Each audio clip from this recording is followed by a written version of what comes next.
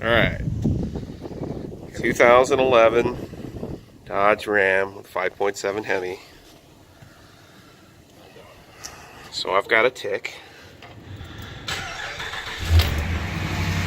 It's been sitting here for, I don't know, 3 days. It's cold.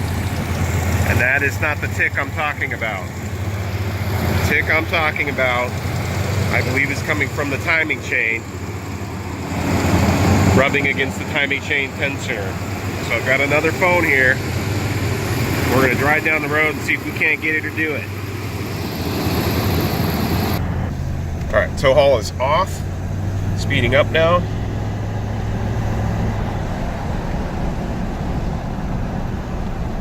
Let's see if I can hear it. I am hearing it.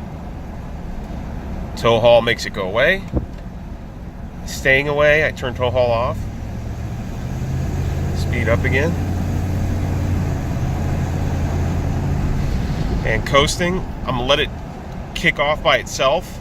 I'll say when it kicks off. It's doing it. Doing it. Still doing it. You can hear it.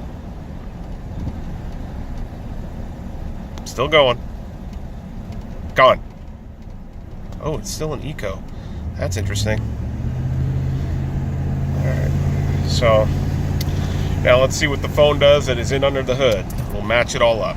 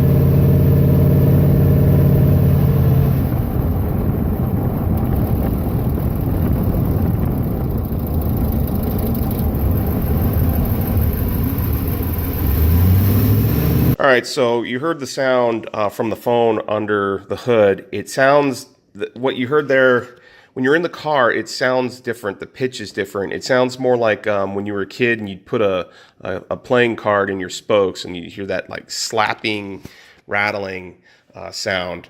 That's what it sounds like more when you're actually in the car. From everything I've researched, this only is on Hemis with the MDS system. That's the 4-cylinder shutoff. It happens when you're, say, going 40, 30, somewhere around there, and you let off the gas. It goes into eco mode. You'll hear that rattle all the way till you get down to like maybe 5, 10 miles per hour. It just magically goes away. The other tell, the sure tell is that you know you're having it is if you're doing that, and you can repeat that all the way down to like 10, 5 miles an hour, whatever it is. You do it at, say, 20 miles an hour, you hit the tow haul button, and the sound will just, boop, go away. That's because it takes that out of eco mode. The other thing is if you're doing it and you're going down the road, put it in neutral. Takes that out of eco mode. Makes the sound go away.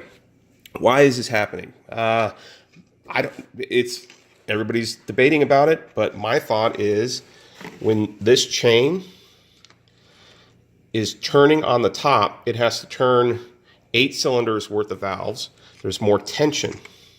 When it goes into eco mode, it's only turning 4 cylinders worth of valves, making this looser.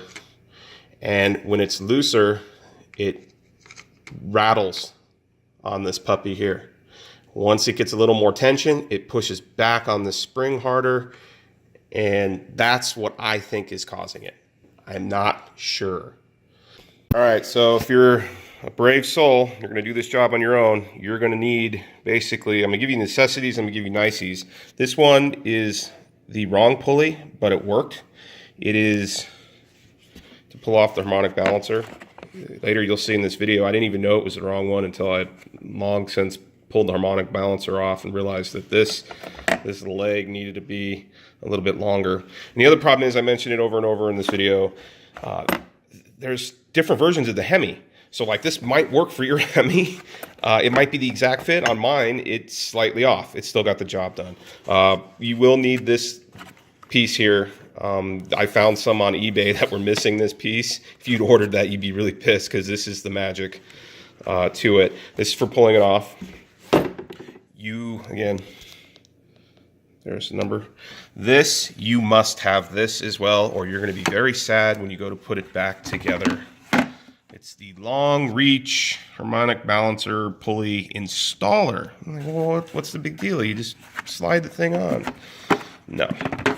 You need this bolt here to catch the threads on the crank and work in the pulley. Without this, I saw some dude who was out in the sticks. He used an arc welder and literally welded bolts together.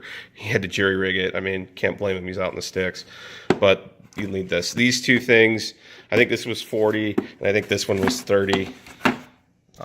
But you have to get this pretty much, or you're going to be in the middle of a job going to the store. Niceties. Torque sticks for torquing down the cam phaser. If you take the cam phaser off, yeah, the torque sticks are great. I had to take the radiator shroud, the fan off in order to fit them in there. But these are really great. Just make sure you have an air impact wrench, not an impact wrench that's electric. There's an issue with torque sticks. They don't work with all impact wrench. You'll end up over torquing. YouTube it, search it, Google it. The only thing that I did have a problem with is I ended up having help hold my my crank, because I wasn't going to use the 130, wherever it is, 130 foot-pound torque stick on my crank bolt, but I couldn't do it without taking the radiator out, so I just had somebody hold it and, torqued it down. Just took two hands. But for the cam phaser one, it's definitely nice because you don't want to be like putting a lot of leverage on the parts on the cam phaser. You just put the wrench on there and it's done. Got perfect torque. Tips. This book is a turd. You gotta do your homework on this stuff. There's so many versions of the Hemi. This particular book it's wrong. The torque specs were wrong on this puppy here. I think it's 112 inch-pounds. The book had it wrong here, somewhere in here. Also, the other thing in this book is wrong. I'm trying to get to it quickly. And this book is wrong with the markings for the timing. It tells you that you need the 1 dot on top and the 2 dot on the bottom, and that I'm referring to this puppy, the chain hashes. It depends on what version of the Hemi you have. You gotta figure that out. That's important. Again, give your VIN to the dealership and they'll start giving you part numbers, and that kind of guides you down the path. Good luck, guys. Good luck on this one.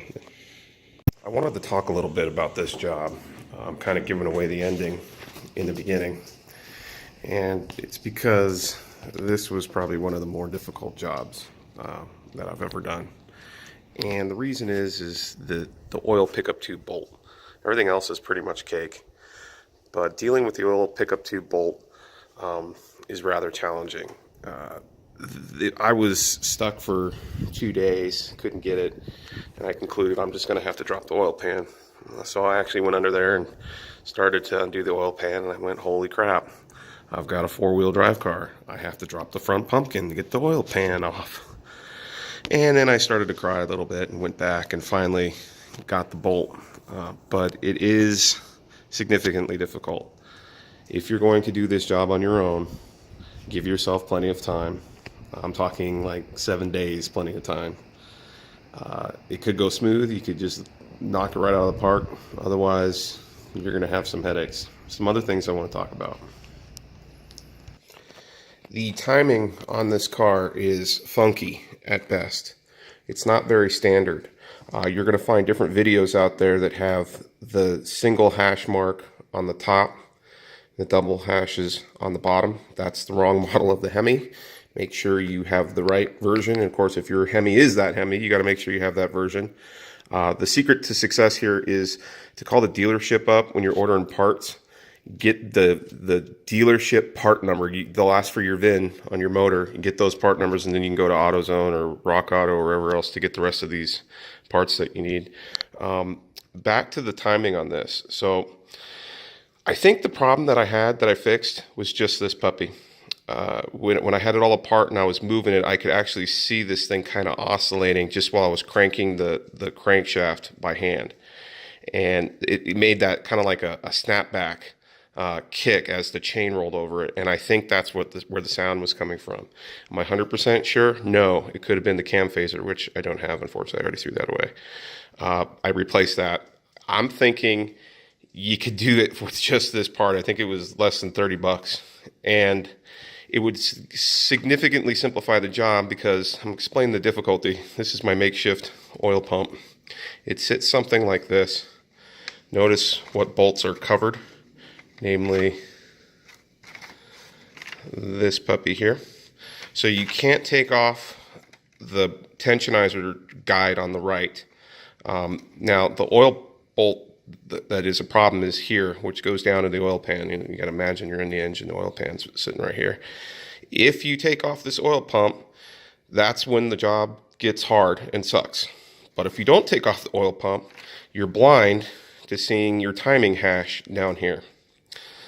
So if I could go back in time and do this whole thing all over again, and I hope one of our netizens out there does this and makes a video, would be to leave my horrible paper oil pump on, undo these two bolts, let's just remove it, undo these two bolts, slide this puppy out. Well, no, wrong order.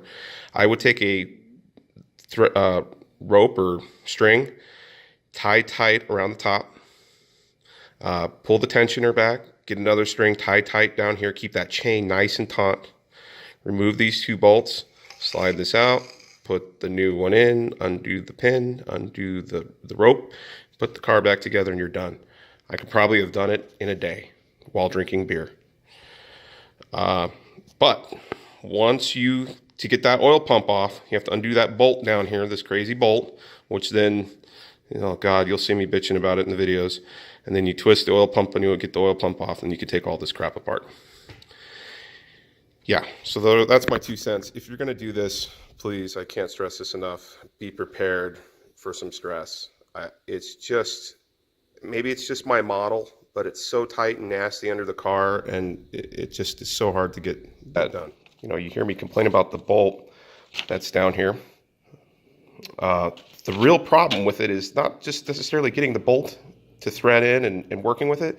It's the whole time if you drop the bolt, it drops into the oil pan, and you lose the bolt into the oil pan. So you got to worry about that too. That's definitely, that enhances the difficulty. Another thing that I did want to mention is the timing alignment on this car.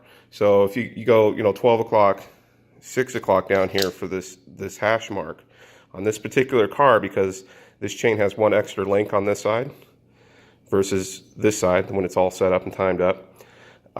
This actually, if you're perfectly at 12 o'clock up here, this will actually sit slightly toward 5.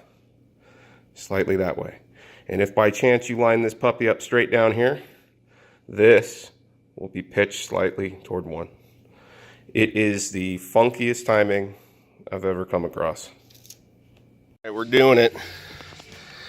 The Ram. Got this kit. Did Rock Auto. They had the best deal. I know, Rock Auto, right? Everything, all the parts, gaskets, even got the water pump gasket. Everything came out to, oh geez, I don't have the price on here. It was 230 some bucks. How many they got in this one? But I got some part numbers on there for you. And like, I'm doing everything though. I mean, I'm even replacing the belt. I'm gonna replace the fan clutch, because that thing's howling when you first start it. And all that's gonna go in there somewhere. Let's see how it goes. Alright, so in the last episode, it was Thanksgiving time-ish, and I was tackling this job. But I got stuck on this damn fan clutch bolt there. So I ordered the tool and partied down Thanksgiving, so now it's Christmas break. I'm doing it now. The tool I got is this little guy. Hooks up to a air chisel. So I'm gonna hook it up to the air compressor, and hopefully it should just come right off. Well, I'm sorry folks, this is literally 30 seconds later.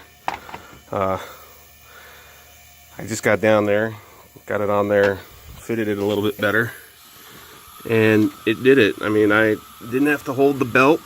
I mean, shit, I think this thing could have come off with the belt off. I mean, the air chisel really worked.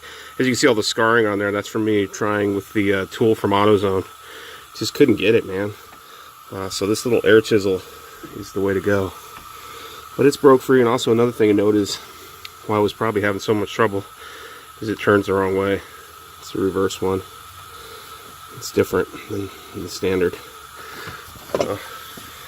So there it is. And this is the tool.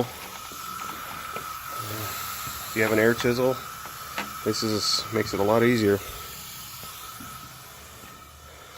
Let's see if it has a part number. Yeah, it's Amazon. Amazon, 114 bucks shipped. Well worth it. Glad it's part of my arsenal. So I just want to add this to the video. I'm over here like tearing apart, ready to take off the alternator. I realized, man, I need to see if I can get this crank bolt out. Otherwise, I'm completely screwed. And as you can see, hopefully the camera can see it, it's out. Oh, this is a nice little tool to have too for the radiator hose. That was only 15 bucks Amazon. This tool I got from Harbor Freight. It's not even the big guy. It's a cheaper one. It's under 100 bucks. Anyhow, look at that. Like 3 ticks, and it just ripped that bolt right off. Crankshaft bolt. Sweet. Just want to throw in some other helpful tips on these clips. It's you push in here, and this will be down, and then you slide it up. I know the little finger imprint makes you want to push it down, but that's for installing it. So that's how that comes off. Similar for the alternator one. Oh, and the Hemi cover, just get the tube over there removed. And this, I took this out, it doesn't need to come off, but I just disconnected it. And you kind of lift up and it just kind of pops off. And you can see those 2 little prongs in the back there. Those are in there, and you just pull it this way. It kind of comes right out. It got caught on the back on that thing, so it took a little bit of effort, but I finally got it, just moved it out. Alright, I wanted to take a minute and video this. So this pulley, I'm going to show the numbers. I got off Amazon, said it fits right in there and gets it off. I think it is like a perfect fit, but it's hard as F to get it in there. So I had to take this off and the corresponding one on the other side, feed these the hooks in without it being attached to the clamp. One I left on, and then fed that one in, and then slid the bolt. It'll put the pulley back together again once it was in there. I did use the wrong push rod, but the good news is I could pull this out and stick the longer one in there with this thing still on there. So I just thought I'd take some video of it to show. But yeah, this, you have to like disassemble the pulley to get it to fit in there. It's really strange. Alright, some more footage. It does appear to be working, but boy, looks like it's cutting it close. And it's just slowly pulling out, not too hard, just cranking away. Arms are getting tired though. Alright, so I got it out. I'm gonna try to show. These are the screws. Computer, pause. Computer's not listening to me. Yeah, you undo these screws, and then I'm not gonna be able to do it with one hand. You work these out, and you'll be able to take this pulley off.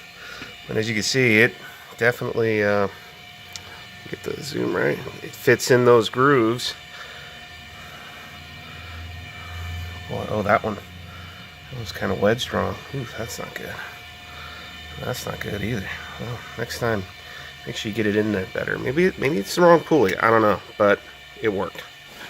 All right, so I just want to confirm this is the wrong pulley. I mean, it worked, but it worked because it got wedged in there and yanked it out nice and smooth. I mean, it didn't hit the rubber or anything, but there's no way for it to fit in there and hook on to where it's supposed to hook on. It's close, but it did work. And what I'm noticing is, as I'm doing this job, for some reason my 2011 Hemi, the 5.7 Hemi, it's not the same. Like, I'm finding for some reason the layout and the parts are different. The compressor's on the bottom instead of on the top. The alternator's on the right versus the left. Just some strange stuff. So I'm hoping I ordered the right damn parts. Otherwise, this will really suck. I'll let you know how it goes. All right, just want to do another quick update. Got the water pump off. So many bolts. Managed to keep all the bolts in the water pump, and I had to use a crowbar. And I wedged it like right in here and just gently nudged, and then finally kind of cracked off. You don't do that unless you're very, very sure you got all the bolts. And there's a shitload of them. One I almost missed was one of that guy right there. And so interesting thing, that's the AC compressor. I spent a lot of time looking. There's a bracket in the back, a bolt that attaches right to the engine. So I took the bolt that would go right through here, and the corresponding one on the bottom that goes down right there, kind of at that angle, the back of the pulley. Those two bolts are completely removed, but the thing doesn't budge. So first I was thinking, man, it's caked on there. Minnesota street salt caked it on, but it's the bolt in the back holding it. So my hope is I can just pull this bracket off and the compressor will stay right there without having to actually move it. Oil pan bolts are all off underneath. We're about to do it, guys. Well, we made it. I had to use a little crowbar again. Was very careful and kind of wedged it up against the metal part of the block here. This side I didn't want to, but I used a little bit of the head. Not the cover though, cover's plastic. Yeah, so here we go. Alright, timing chain tensioner. I got it. How did I do it? Well, first of all, get something that fits the hole. This is a smaller hole, bigger hole, so make sure it fits a smaller hole. Tie something around it, because if that shit ends up in the oil pan, you are fucked. This is where I stuck the screwdriver. See it right there? And I pushed hard as shit, and yeah, I'm gonna feel it tomorrow. And got that pin in there. Now, oh, so that's how you got the pin in. Yeah, once you pull it back, you slide the pin in, and then once you get the pin in, you can. Then it's free to fuck with. The chain, see, it's loose now. Yeah. Okay. Good. Yeah. Oh, you pull the pin out. So this is my plan on the oil pump. So there's a bolt underneath here. Some people drop the oil pan. What I'm gonna do is take this puppy out. The trick is to rotate this, but this has got to come out first. Rotate it. This will come up, and you'll be able to use a wrench and loosen that bolt. That's the plan, anyways. Fucking with the timing and everything. Oh yeah, man, this is a job. That's scary. Yeah. Computer, pause. All right, we're really in the weeds now, man. All right, so where's the camera? Pull out a little bit. Right here. It's my fucking finger. Okay, that is the pickup tube bolt. That's the oil pump, and I twisted it. You can see it's kind of tilted down. It's tilted. I'm gonna move the camera the direction it went, so it's actually opposite. But it almost felt like I was gonna break it when I twisted it. I had to really like pry some shit in there and twist it. I also had to take the timing tensioner off over here, which is really scary because I felt under there and the chain is off the teeth. So once I get this oil pump off, I'm actually put the timing tensioner back on, and hopefully I'm still in time and get the marks to line up. I could have done the marks on the top already, but then I'd be blind to what they were on the bottom. So hopefully I can do all this without touching valves to cylinders. But yeah, that's the gap that I have to work with. So I'm using a little wrench, loosened it up, and now what my plan is to wrap a string around it so that when it drops into the oil pan, I'll have a string and be able to pull it out. All right, YouTube, this is a MF. Scary as hell. And yeah, so this is the bolt that goes on the bottom through that hole right there coming up, and underneath is the oil pan. And coming at it this way, when it's completely tight, you might be able to get a wrench on it, but as it loosens, it backs down into the oil pan. The good news is the threads are smooth, everything's smooth. You can see I wrapped the string around it so when it fell in the oil pan, I was able to pull it out. But I ended up using a pair of needle nose pliers, and the string kind of wrapped around as it twisted and turned, and I ended up gripping the needle nose pliers around this wad of string, turning it. I mean, you couldn't even get the wrench on it because the wrench, this had dropped too far down to get a wrench on. How I get this back in, I don't know, but I'm here. The other option is to drop the oil pan. If you drop the oil pan, then you have easy access to it, and you just socket it back in. But this is the four-wheel drive model. To get the oil pan down, I've got to drop the front differential or get a cherry picker and lift the engine. So this is everything I've done so far. This has been the showstopper. I stopped yesterday on it. It's pretty brutal.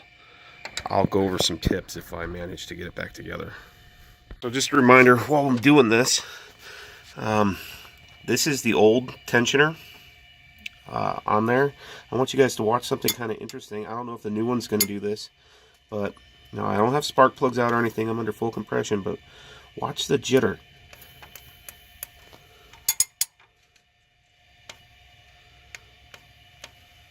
I don't know if you can see it, but that thing is kind of ticking and rattling, and it's tightened back down. But I think this may actually be part of where the noise is coming from. The chain gets a little bit loosened, and it's coasting down, it's not under load, and that thing is rattling. So I think this is the first sign that I'm on to the right problem, or I'm replacing the right parts. So I wound the string around the bolt, so when I pull it, it tightens. From underneath, it'll be tightening up. And yeah, sorry. And also, I've got this bobby pin. Or hair, what do they call these bobby pins? Yeah, they're bobby pins. The bitches leave them all the time at my house. Yeah, I'm gonna use this to hold it. So hopefully I can get this sucker in there, and then pull the string, and it'll thread in. That's help you thread it. Yeah. Yeah. That's okay. All right, here we go. Okay, I'm gonna stop it. Yeah. All right. I'm officially moving the difficulty of this job up to master. So I'm doing my own markings now because I just got tired of cranking around. But the problem is this chain, when you remove the tensioner, gets so loose, and then I'm not showing it now, but a second ago I had to actually adjust the crank just very slightly, because when you lose tension, the chain can actually almost skip a tooth.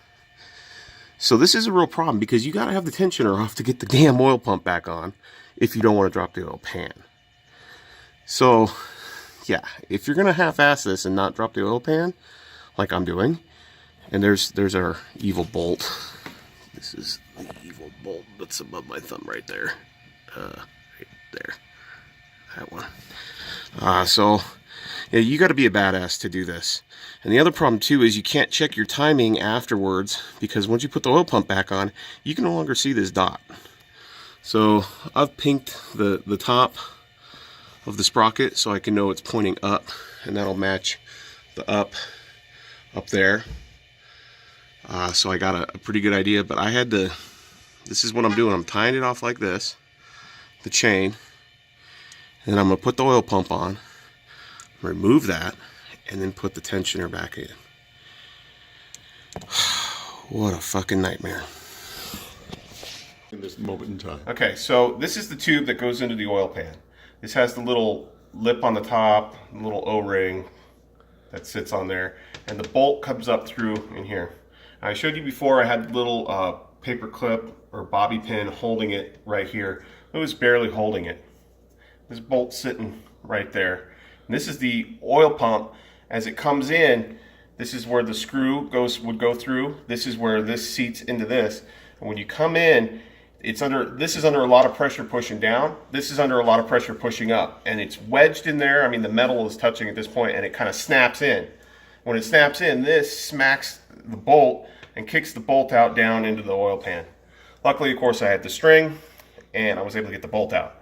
But I had to take the oil pump back off and rethink my plan. This is my solution. This is a little piece of rubber crap that I found lying around the office. As you can see, I cut it, put a string through it, took a drill bit and went through it, and the bolt fits in there and holds in there, but I didn't push the bolt up above the top of this rubber. So it was sitting just like this. And when this came in, it smacked and hit the rubber, but the bolt was safely nested probably just like that. So it came in, snapped, boom, held in there, and lo and behold, the bolt's sitting in there, everything's lined up underneath the car, and everything's lined up, and I pulled on the string. Oh, and I took, I'll show the saw blade. I took the saw blade and bent it. Got under there, pushed up on the bottom of it with the saw blade and pulled the string, and it just barely caught the thread. I'll show the saw blade here in a second. Stop. You got it? Yeah. Okay, we're recording. So I took this, you could fit it in, just barely fit it in, and went under. And then of course I had the string around that bolt pre-done like you saw in the other video. I lifted up and pulled on the string, and I was like, oh no, I didn't get it because I ran out of string to pull. There's no way to twist it with your finger. I looked and it just caught, and I used a pair of needle nose to just work it, and it sure as shit, it was going in, went all the way in. And then I took a razor blade, cut the string off, tightened it all the way down. Damn. Boy, that saw blade was a good idea. Please work. Yeah!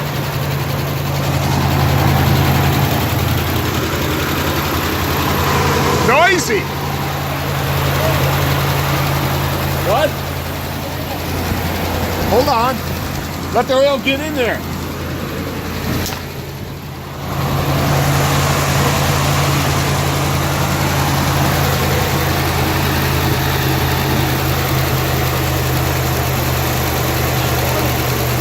Yeah, but let the oil get in there, John. It does stuff like that.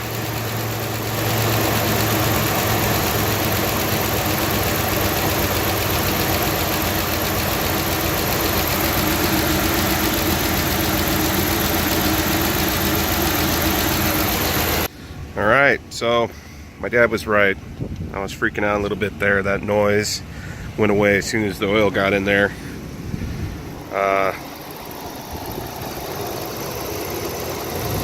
It's sounded pretty good. I think I got a little bit of the exhaust manifolds on these guys. They get the bolt breaks off and goes bad. I've had to do the passenger side already, and now I think that slight tick there is an upcoming on the driver's side. I'm gonna have to do that. But yeah, it's let's see, we're about, I think I was at 67,000 miles, 68. So yeah, I mean, I've put over 1,000 miles since doing the job. The coast down rattle is gone, so that definitely fixed it. I would love to know if it was the cam phaser or just the tensioner that needed to be replaced, but that's for the next brave person to do. Just the tensioner, that would be really great. If they had the same problem, did just the tensioner, and let the internets know. But Max, anything to say?